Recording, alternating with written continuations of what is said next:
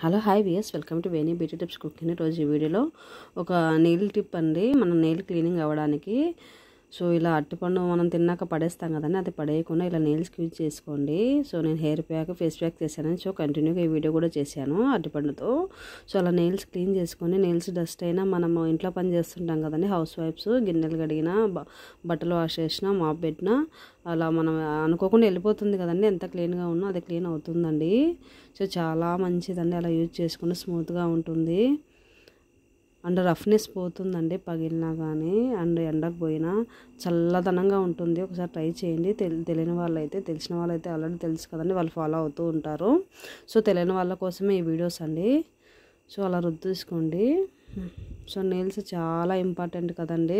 Nail infections రాకుండా కూడా చూస్తాయి. అందరికీ రావులేండి.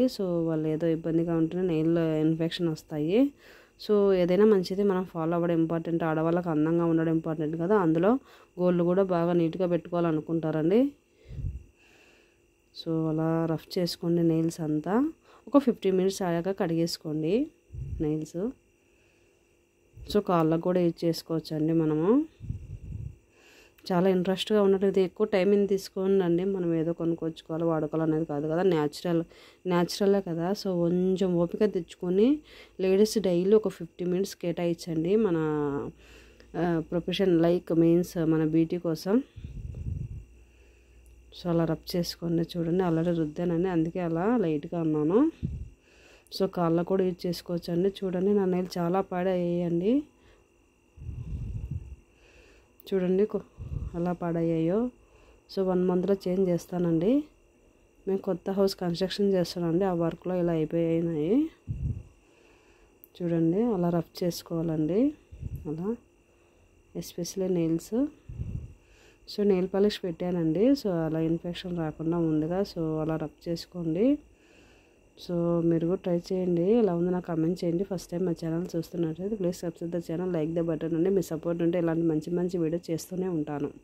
అలా రబ్ చేసుకొని 15 మినిట్స్ ఉన్న తర్వాత వాష్ చేసుకోండి కూల్ వాటర్తో, హాట్ వాటర్తో కాదు.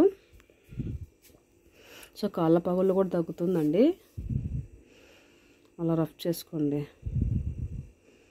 ఎంత చల్లగా ఉందండి. ఈరోజు ట్రై చేశాను నేను. సమ్మర్ కదా,